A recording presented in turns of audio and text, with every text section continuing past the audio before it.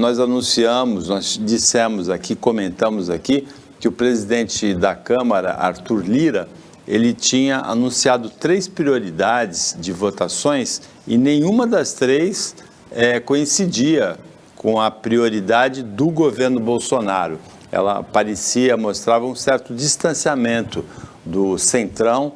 O Arthur Lira, o presidente da Câmara, é um dos líderes do Centrão, da parte do Centrão que está no governo, né? Porque o secretário-chefe, o ministro-chefe da Casa Civil do Bolsonaro é o Ciro Nogueira, que também é um líder, por sinal, que do mesmo partido do Arthur Lira, o PP. Ontem, uma dessas pautas se concretizou a votação. Foi aprovado, Camila, foi aprovada a legalização dos jogos de azar, jogo do bicho, bingos e cassinos no Brasil. Não foi uma votação muito folgada, mas foi uma votação até bem definida. E agora o projeto vai para o Senado, pode ser vetado. O presidente Jair Bolsonaro já deu declarações nesse sentido de que vai vetar. O impressionante nesse processo é que o presidente da Câmara, Arthur Lira, ele conseguiu surpreendentemente tratorar a bancada evangélica, que tentou de todas as maneiras obstruir essa votação e não conseguiu. Paulo, primeiro vale lembrar que a gente está em ano de eleição, né? Então, o que ele fez foi um trabalho pré-eleição, tentando convencê-los de uma questão. Em relação aos jogos de azar, esse tipo de coisa, eu sou contra e sou a favor da legalização, vamos dizer assim, vou explicar por quê. Eu acho que esses jogos de azar hoje não tem regra nenhuma, e você fica numa clandestinidade, você corre o risco de ser preso, como já aconteceu recentemente, até com um jogador de futebol, enfim, você está na margem da legalidade e sem regra alguma. Sendo legalizado, você vai passar a ter regras. E essas regras, sim, podem ajudar os jogos de azar. Só que também vem um ponto, porque existem os viciados em jogos de azar. Existem pessoas que têm um vício por aquilo, jogam fortunas, chegam a perder tudo por conta disso. Então, com a legalização, eu acredito que possam colocar um teto de gastos, alguma coisa assim. Porque, sei lá, perdeu numa noite 10 mil reais, aquela noite está encerrada. Colocar limites dentro dos jogos de azar para que as pessoas que são compulsivas não fiquem piores do que já estão, né? Porque hoje elas jogam de qualquer jeito.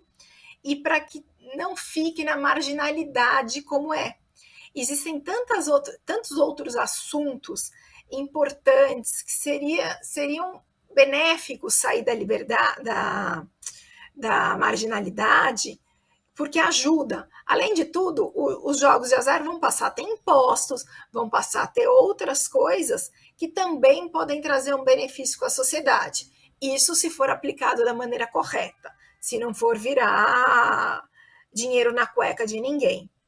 Então, assim, foi apertada, conseguiram passar, agora vai depender do Senado, da posição deles, mas eu vejo essa legalização do jogo de azar como uma oportunidade de colocar regras em relação a ele. Porque hoje nada mais é do que uma coisa ilegal, sem regras, sem nada. Sim, colher imposto disso pode, inclusive, ser bom, pode ser uma coisa que pode ser aplicada na saúde, no tratamento de viciados, enfim. Acredito eu na minha ingenuidade. A ação prevista pelo governo é superlativa, mas a discussão da legalização dos jogos de azar no Brasil, ela escancara algumas incoerências do país, Pavão.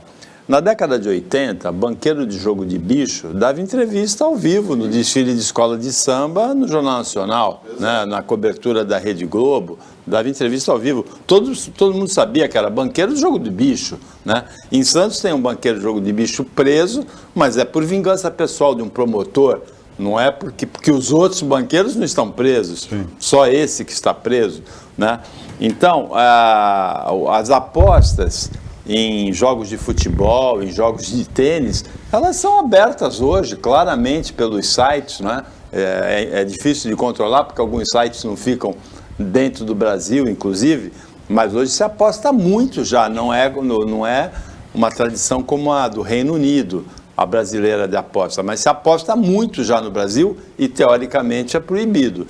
Então, alguns usos da população são proibidos por lei e a legalização seria interessante. Tem um detalhe que a Camila tocou aí, que é importante de ser analisado. O bicheiro, ele não tem nenhuma garantia trabalhista. Se o jogo do bicho for legalizado, ele passa a ter. Agora, eu não sei se viabiliza ou não a permanência do jogo de bicho, pagando direitos trabalhistas para o bicheiro, né?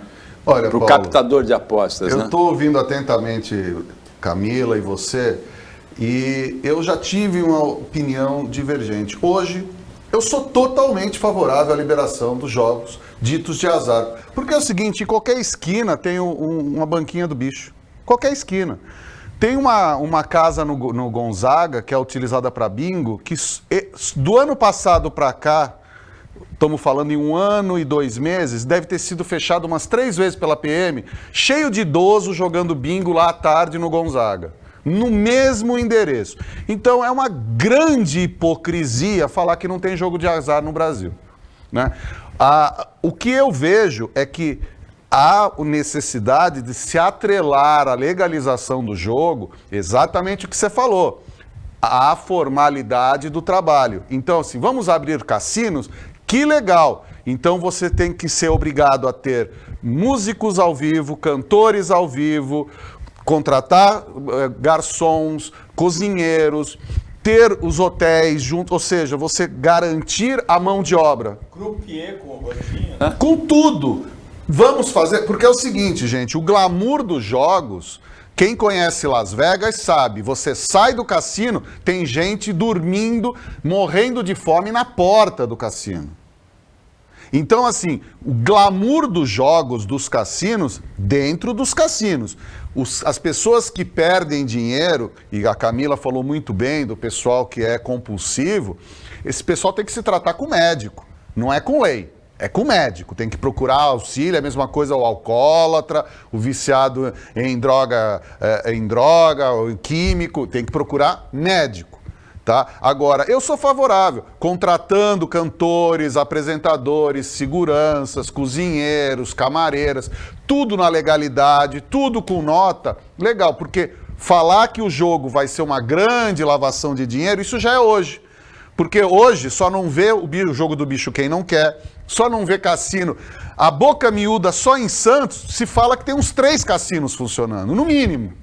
Imagina em São Paulo. Nós não tivemos recentemente o Gabigol que se perdeu em São Paulo para comer uma pizza e foi achado num cassino clandestino? Saiu na televisão, alguém falou do cassino? O pessoal falou da máscara.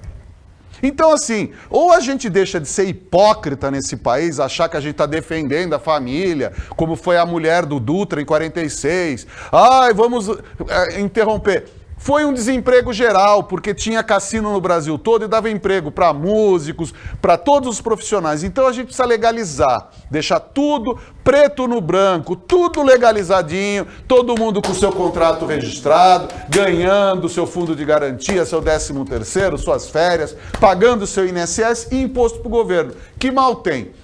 Lavar dinheiro e gente que vai perder, vai sempre. Eu fiz uma viagem de navio há alguns anos, eu vi um senhor de Ribeirão Preto que ele abria uma maletinha, vinha o cara lá da banca com uma maletinha de fichas, que aquela maletinha, naquela época, eu tô falando isso há mais de 10 anos, devia ser uns 50 mil reais. O cara perdia uma maletinha, eu fiquei sabendo, uma maletinha daquela por noite ele perdia. Então o dinheiro é dele, ele quer jogar, tudo bem, pode jogar em outro lugar. Quer jogar fora, joga. Agora, falar que só porque os jogos vão ser legalizados, que isso vai ser uma lavação de dinheiro, isso já é hoje. Então, assim, vamos encarar de frente, já que querem isso, vamos fazer, mas que tudo seja legalizado, tudo transparente, com dinheiro entrando e dando emprego. E aí eu acho que vale a pena, Paulo.